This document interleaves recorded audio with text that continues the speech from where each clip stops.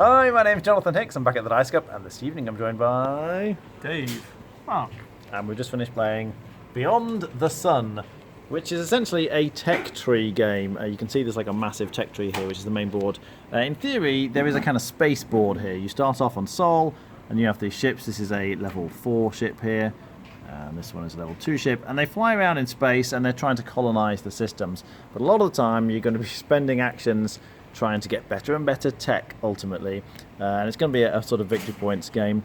So on your turn, you take your doodah, your sort of action marker, and you move it to a different place. And the main kinds of actions you're going to want to take are, first of all, you want to try and get technology. So for example, if you go to a space up here, you can put a person on a level 1 technology. Now, when you acquire people, you basically take them off here. So this is going to flip and become a person. So although they look like dice, these are not dice, they just represent different things. But you have a supply of people. At the moment I've only got one person here, look. But you take this and it says stick it on a level 1 technology. So you can see I've actually already got this technology here. But when I put it on, this would let me automate a token, and then you see convert a box into another person. So you put it on there, you take one of your boxes and convert it into another person. You could use the person on a future round, put that there. And then automating means you're going to remove these tokens and move them up to the top. Now, why do you want to do that? Because after you've taken an action, you then get income. And income is either people or ore, which is a resource we're using in the game. So you'd sort of take the people off the various columns, but you can see most of these columns are empty. So if I took people income, I'd only actually get one person. I've already got a person, so I'm going to take ore because I don't have much ore. So I'd be getting 1, 2, 3, 4. And you see, because I revealed this one by automating up to here, I'm now getting an extra ore every time I take ore. So I would take a pile of ore from here, and it goes in my ore supply. So that's one kind of thing you're doing the technology. Now, you're potentially getting an instant benefit like I was showing you here, but a lot of these ones give you extra action spaces. So if you got this technology here, then this gives you another space, as well as these basic starting spaces. You can move this and take this action in the future. So you can see this action here lets you go on a level 2 technology, which obviously going to be better, and there's prerequisites. So in order to go on this technology here, for example, you have to have already gotten this technology here. And some of them require 2 things. So for this technology, you have to have that one and that one. So you're just kind of following the lines, and then you get those technologies. I'm not going to go through all the technologies, there's a lot of different things there. But other things you're going to want to do are you're going to want to move around. So, for example, this thing here, if we take this action from one of the technologies, you can spend an ore, and then you turn a person into a level 2 ship. So one of your people in your supply becomes a ship. And so you just flip it to the ship side, it's going to be a level 2 ship. And you always start off in Sol at the beginning of the game, although later you can sort of build ships in other locations around the board. But jump 2 basically means, or jump 3 in fact, means move your ships around the board. So I could move this one onto here, that would be one move, and then maybe this one could go 1, 2 or something, but you can move them up to a value of 3. And why do you want to move your ships? Well, ultimately you're trying to get onto these cards and colonize them. So another action you could take, if we took a further turn, would be the terraforming action here. So you spend a bunch of ore, one of the people goes away and lives on the planet, and then you get to colonize. Now there's usually a requirement, so on this one here, you can see you need at least a strength of 3. So in fact I've got way more strength than I need here. And when you colonize it, it goes into your tableau, and it's going to be worth points, you see, at the end of the game. Something else I should mention is that when you move a ship onto here, if you have more power here than anyone else, then you get to control it, which lets you place these discs on, which again come off your board. So this is another way of increasing your income. You move the ships around, gain control, and then you get to cover these symbols with your discs. But colonizing is generally much more powerful because ultimately you're trying to get points. This is also going to give you ability. This lets you convert a box into another ship from your board, so that that just instantly, in fact the rightmost one, wasn't it? So that gets you to get a ship, and you block it there. So I'm not going to really explain much more of it, other than the technologies do provide a lot of variety. So they typically have instant effects and then other abilities that you can take, and as you upgrade more and more technologies, the abilities become more powerful. So this was kind of get a level 2 ship, but you can see this more powerful version. You can get a level 4 ship and get a level 2 ship and then jump 3. So the technologies get better and better until ultimately level 4 technologies can be very powerful. The other main way you're getting points then is from these sort of end game objectives, If you manage to colonize 4 systems, then you get to put a token here, and the first person who does it gets 4 points, and then we get in decreasing points after that. Research your first level 4 technology, have at least 8 or 4 ships and 4 people, and this one is colonize 2 systems, automate 4 discs, and get a couple of level 3 technologies. So you're sort of racing to complete those objectives. You can only complete one of these every turn, so effectively the game ends once 3 tokens are on here, and then we count up, and most points wins. What do we think?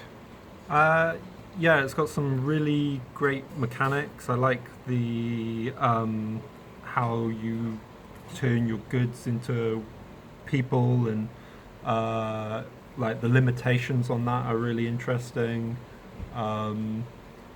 The racing up here to get the techs is cool, but I think not knowing what you're racing for I guess you still get to choose between 2. So I should perhaps just explain that. You can see some of these we haven't actually got yet are like face down. When you decide to colonize, or not colonize, but place a guy on a new technology, you basically draw off the deck. You can see the deck at the top there, and you get 2 that match the particular type of technology, and you get to, as Dave says, choose out of the 2. Yeah, so there's a bit of randomness. I'm sure, like if you know the deck well, you can kind of plan to try and get particular cards. But the bonuses you get for being first are, some are really good for like one player, and then some of them just do something for everybody, and you don't really know what you're getting when you go there. I think it's got some really cool mechanics, but it's also just like, it looks horrible to me. Like I'm not like one to worry about that too much, except for this game. For some reason, this whole tech board, I think there's some colors that relate to the type of technology, but there's nothing to tell me, like, I don't know, I just want something more. It's just so bland. And yeah, I don't know, I think that hurts it a bit. I think for me, like if I can see something and I can see, like, there's some, the iconography is good, but like there's nothing about the cards that like tell me that's to do with that. It just seems empty. Like, so I'm looking at a bunch of white cards and I'm not looking at what I'm doing, or I don't know, it just has nothing to do with it, so it falls down a bit. Okay. Mark? The first thing I need to inject in is that other people are going to say is there's an advanced variant of this where you actually can see the technologies coming up. You essentially have a grid system, and you have to always have a blue, one of each colour tech of that level revealed. So when somebody takes it, they take it from them and replace it, another one gets replaced. There is that variant. We didn't play with that variant, but if you want more predictability, just play with that instead. So I think that depends on the person. I quite actually like the slight exploration, like, of randomly, rather than knowing exactly a more of a perfect game. So that's my choice, but your mileage will vary. So my actual opinion on it, I think its biggest strength is that it's unique. How many it does feel to some extent like I'm going up a technology tree. I agree with Dave. The cards don't sell it for it. You really do have to really read the ships. I mean, the cards, like this one. This is called Capital Ship, and it gives me a level 4 ship. That makes sense. So the actual card names do work, but I get that you can't really get the feeling of necessarily going up without reading what the tech does and the names. But it works, and it does feel like I am moving up a tech tree, getting access to better actions and better resources to do better things on the board, ultimately to get to the top end and score better. So yeah, that's his biggest strength. It varies enough. A lot. There is a certain level of similarity in a lot of actions, even with there being various combinations. We generally see about a third of each deck of cards in each game, so there is a lot of cards to cycle between. You're not going to see the same thing game in, game out, which is really important in something like this. But I won't say that each technology is so massively different from other one. I don't think the game changes. Yeah, along that line, changes a huge amount between game to game, but it is very fun and very unique, and I do enjoy playing it. And while it doesn't necessarily excite me, I do appreciate it for its uniqueness. Okay. Rating? I think I would give it just over an 8. Okay. Dave? So while I was playing the game, I was pretty engaged with it. But when I first looked at it, I was like, I don't think I ever want to. Well, I don't know. I heard good things, so I did want to play it. But yeah, so I'm on 7, maybe 7.5. It's a good game. It's just so damn ugly. Okay, the board doesn't bother me actually. Most Euros, we've played quite a few dry Euros, and they're very bland colours. This one looks like space. I think it's fine personally.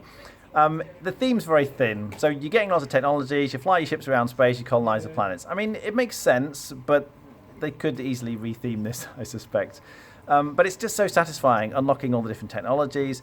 The little puzzle with your own board where you're trying to maximise your income. Effectively, the more you move your ships around space, the more of those tokens you can get off, which increases your income. But the technology can be really powerful. And I think, as Dave was saying, not knowing what's coming up, because it's all face down at the start, it does feel like it's a bit of pot luck. And yet the discovery, as Mark says, is quite satisfying. I liked revealing the card, what am I going to get this time?